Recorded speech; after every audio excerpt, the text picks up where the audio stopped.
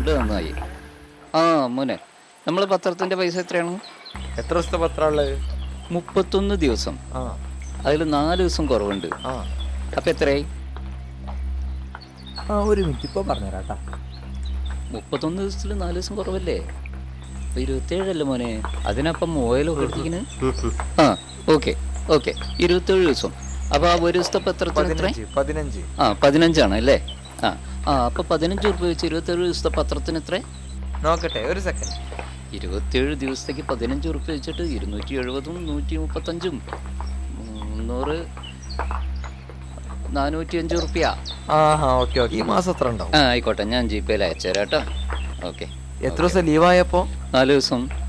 ആ അപ്പോൾ കറക്റ്റ് അല്ലേ? ശരി, ഞാൻ പോയിക്കോട്ടെ. ആ എന്നാൽ ശരി എന്നാൽ. ശരി എന്നാൽ. Okay okay okay bye. അതെ, നമ്മളൊരു കണക്ക് വയ്ക്കുമ്പോൾ അവൻ വേഗം മൊബൈലിൽ കാൽക്കുലേറ്റർ എടുത്തിട്ട് കൂട്ടാൻ നിൽക്കണം. അതിന്റെ മുന്നേ തന്നെ നിങ്ങൾ അത് കൃത്യം അതിന്റെ കണക്ക് പറഞ്ഞു കൊടുക്കരുത്. അതിന്റെ ഒരു ട്രിക്ക് എന്താണ്? ട്രിക്കൊന്നുമില്ല. ഞാൻ പണ്ട് പഴയ കാലത്ത് ഗുണനപ്പട്ടികയാണ് ഞാൻ പഠിച്ചത്. ഇപ്പോഴത്തെ കുട്ടികൾ പഠിക്കുന്നത് അതിൻ്റെ അഡ്വാൻസ്ഡ് ആയിട്ടുള്ള രീതിയാണ്. അപ്പോൾ ആ രീതിയിൽ കണക്കുകളൊക്കെ ഒളിഞ്ഞിരിക്കുന്നത് കാൽക്കുലേറ്ററിലും കമ്പ്യൂട്ടറിലുമാണ്. പക്ഷേ ഞാനന്ന് പഠിച്ച കണക്ക് ഒളിഞ്ഞിരിക്കുന്നത് എൻ്റെ തലയിലാണ്.